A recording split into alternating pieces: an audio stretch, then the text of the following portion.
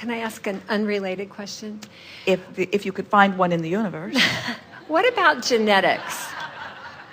You know, I live I work in a context where everyone proposes that the answer to every disability and to almost every disease is if we could find the genetics of it. And I know vibrational cause, I understand vibrational cause, but what is it?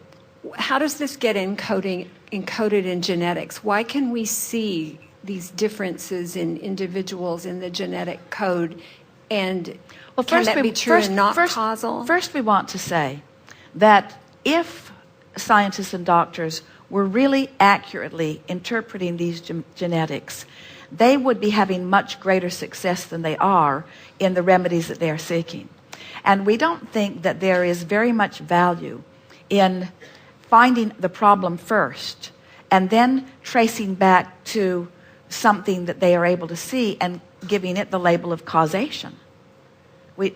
I agree. Because if it were accurate, then not only would they acknowledge that that is the cause of it, but they would have access to the solution. And they usually do not. It's sort of like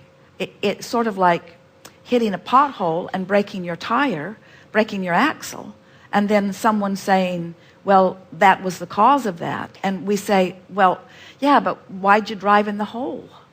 And where was your point of focus? And there's so much more to every story than that, you see. Is the genetic encoding meaningful for anything, or is it just kind of extra information? Well, let us ask you some questions. Would you describe it as usually after the fact acknowledgement? So it's sort of, again, you already have the physical manifestation, and now you're looking at genetic coding, which is just more of the physical manifestation. So maybe what they're discovering that they're calling genetic coding is being created right along with the disability. Yeah. Maybe it wasn't there for them to see before in that fullest sense. You get what we were talking about? I do get what we're talking about. That's really helpful to think There about. are so many people thinking about so many things relative to all of that. And some of it helpful. We are not trying to guide you away from the benefits that you have discovered as you've sifted and sorted through a lot of this. But there is a very big disconnect, and therefore a very big disadvantage that most medicine is experiencing, where they are not factoring in the thing that matters most.